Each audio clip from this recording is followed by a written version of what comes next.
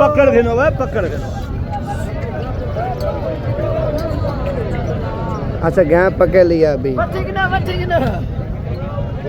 अभी बकरों में छोटी है ना, ये भी लेके आ रहा है। गाय बड़ी खतरनाक है, पीछे 3-4 बकरों को इसने गिराया है, बकरे बेचारे बड़े जख्मी हुए हैं।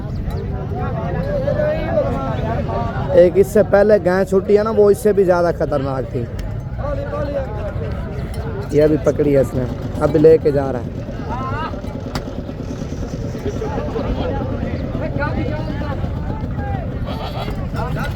ये दोबारा जाती है मेरे ख्याल से।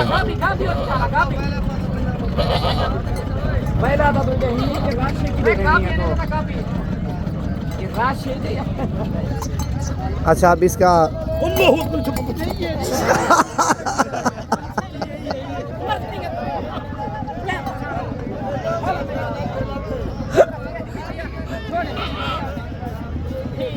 अभी बच्चा भी लेके आए हैं, लेकिन फिर भी नहीं जा रही है।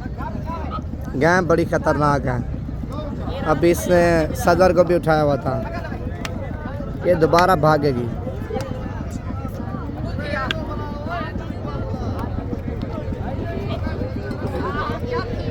असल में डरी हुई है ना, क्योंकि मंडी में राज ज़्यादा है, इसी वजह से।